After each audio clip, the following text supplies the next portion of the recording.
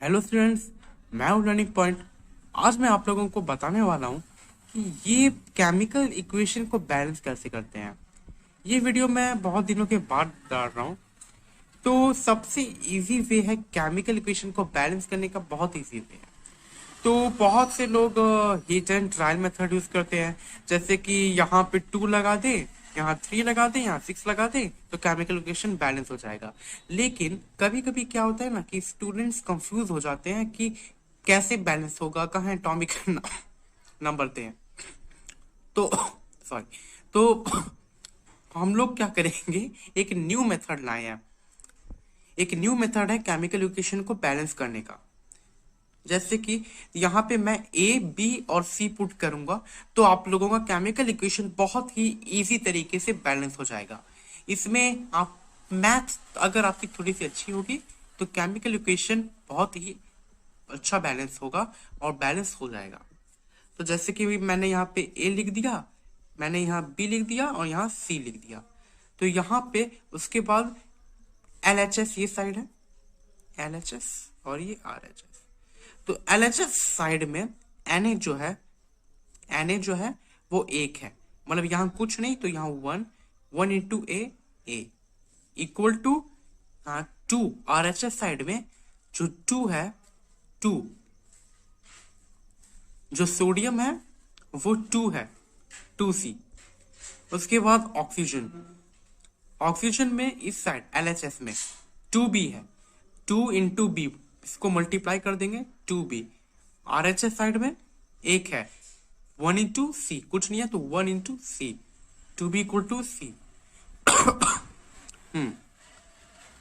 तो अब क्या करना है कि यहां पे देखना है कि कौन सा ऐसा अल्फाबेट है जो दोनों में, जो इसमें और इसमें दोनों में आ रहा है। ए आ रहा है? नहीं, ए नहीं आ रहा है। सी आ रहा है? देखिए, सी और सी, सी जो है दोनों में आ रहा है। तो दोनों में से अल्फाबेट को हम लोग सी को 1 एज्यूम कर लेंगे।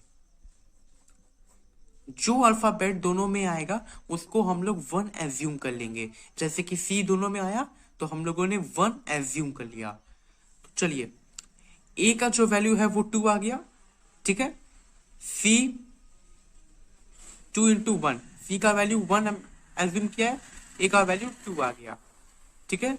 अब बी का वैल्यू, सी का वैल्यू क्या है? 1।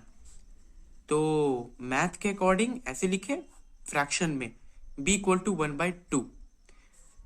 ए का वैल्यू मिल गया, बी का वैल्यू मिल गया 1/2, और सी का वैल्यू तो हम लोगों ने एज्यूम ही किया था 1। तो चलिए अब सब वैल्यू पुट करते हैं, फिर से लिख लेते हैं Na2O। तो ए का वैल्यू क्या है? 2, बी का वैल्यू क्या है? 1/2, बी का वैल्यू है 1/2, और सी का वैल्यू है 1, सी का वैल्यू है 1। तो केमिकल इक्वेशन आप लोगों का देखने में अभी थोड़ा अच्छा नहीं लग रहा है, क्योंकि यहाँ पे जो है फ्रैक्शन है। तो पूरे इक्वेशन को, इसको यहाँ पे ऐसे मल्टीप्लाई करिए इस फ्रैक्शन को कि ये एक सिंपल और एक एग्जैक्ट नंबर में आए।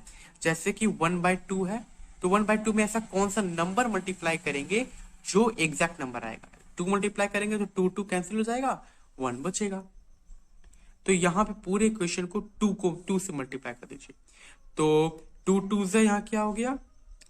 4Na हो गया। अब यहाँ पे 1/2 इंटू 2, 1O2 हो गया। अब यहाँ पे 2 इंटू 1 किए तो 2Na2O, मतलब कि sodium plus oxygen to form sodium oxide. तो देखिए केमिकल इक्वेशन बैलेंस है। इस साइड 4 सोडियम, इस साइड पे 4 सोडियम, इस साइड 2 ऑक्सीजन, इस साइड 2 ऑक्सीजन। देखिए हो गया बैलेंस। कितना इजी वे है। हीट एंड ट्रायल मेथड में प्रॉब्लम होता है, लेकिन अल्जेब्रिक मेथड थोड़ा सा इजी है।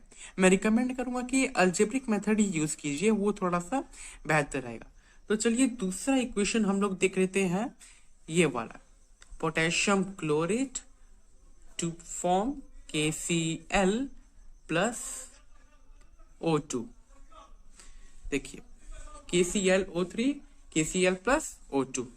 तो ये बैलेंस नहीं है।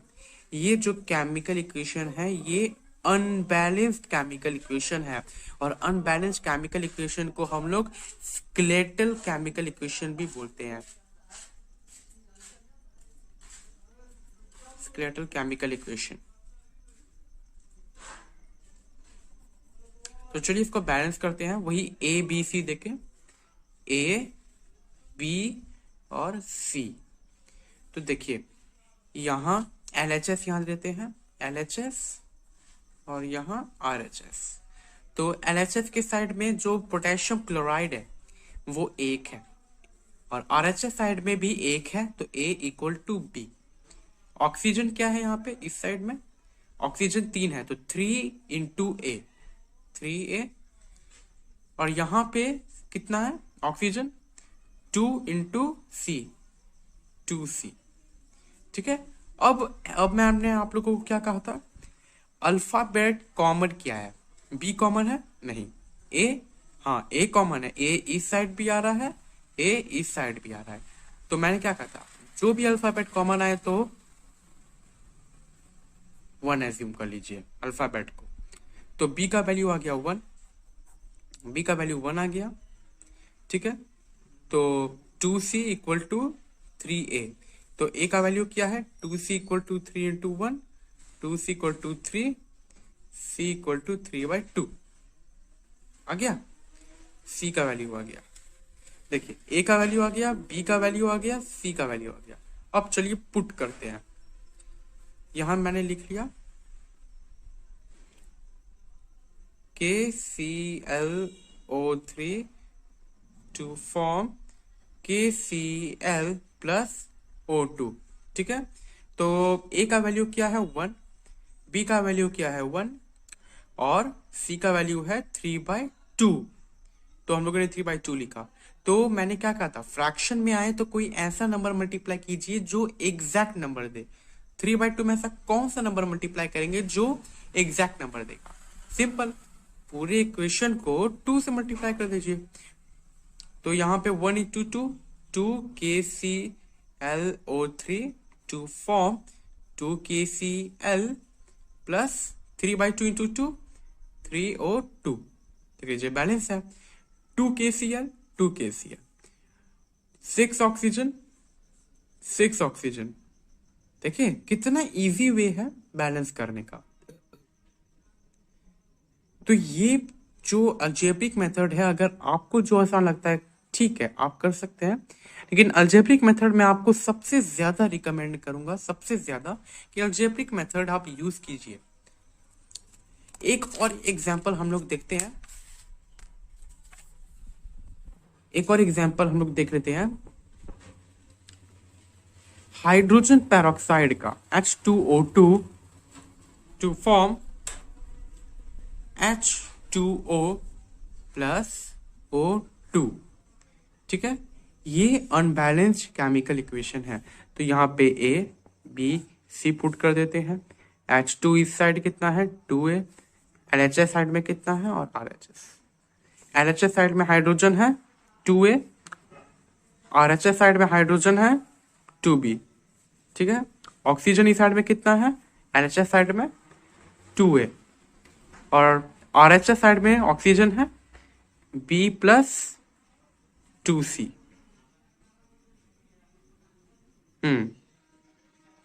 2C, B plus 2C। उसके बाद कोई ऐसा अल्फाबेट जो दोनों में आए, कोई ऐसा कॉमन अल्फाबेट जो दोनों में आए। ठीक है।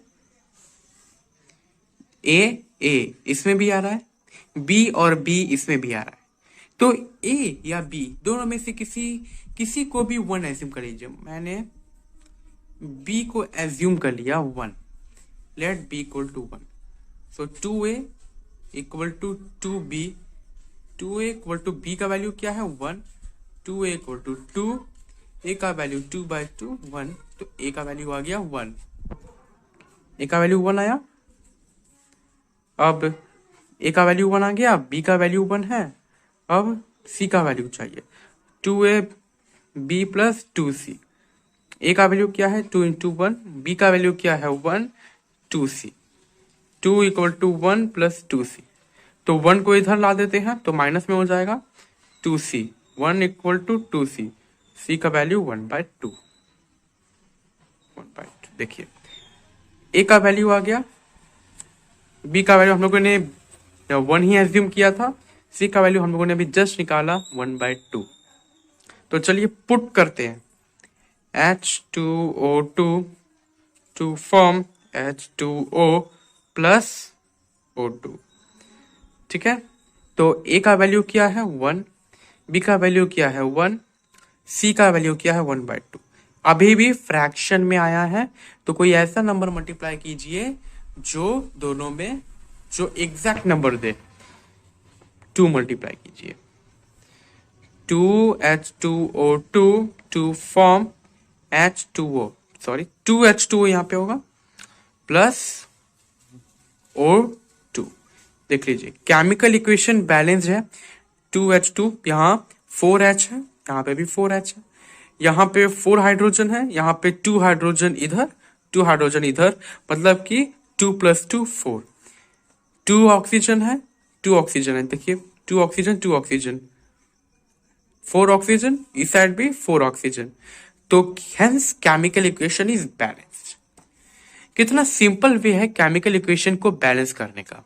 तो चलिए एक और बार बस समझते हैं, एक और बार मैं आप लोगों को समझा देता हूं कि कैसे बैलेंस करते हैं। देखिए इस साइड में मैंने बताया कि इस साइड मैंने एक केमिकल इक्वेशन लिखा, sodium plus O2 to form sodium oxide.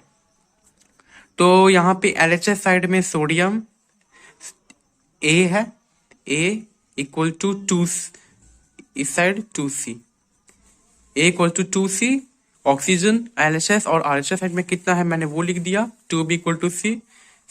दोनों में जो कॉमन अल्फाबेट है उसको मैंने 1 एज्यूम कर लिया। फिर जो आप लोगों ने इक्वेशन यहाँ पे तैयार किया है A इक्वल टू 2C, उसमें वैल्यू पुट कीजिए। जैसे कि आप लोगों ने C एज्यूम किया 1, तो A का वैल्यू 2 आ गया। तो इस साइड इसके बाद ये सॉल्व कीजिए, आप लोगों को वैल्यू मिल जाएगा। वैल्यू मिलने के बाद अगर आप लोगों का फ्रैक्शन में कोई आंसर है, जैसे कि 5/2, 6/3, 6/3, तो 3/6 ऐसे कट जाएगा। 5/2 है तो 5/2 में कोई ऐसा नंबर मल्टीप्लाई कीजिए जो दो एग्जैक्ट नंबर दे। 5 नंबर दिया ऐसे, तो कंफ्यूज मत होइएगा। हिट एंड ट्रायल मेथड भी ठीक है, लेकिन अलजेब्रिक मेथड मुझे परफेक्ट लगता है। तो कुछ ऐसे केमिकल इक्वेशन हैं जो मैं आप लोगों को प्रैक्टिस के लिए देना चाहता हूं। ये सब केमिकल इक्वेशन है, आप चाहें तो इससे स्टार्ट कर सकते हैं। ये सब प्रैक्टिस क्वेश्चंस हैं, आप चाहें तो इसका स्क्रीनशॉट ले सकते हैं। मैंने स्क्रीन को स्टेबल रखा हुआ है,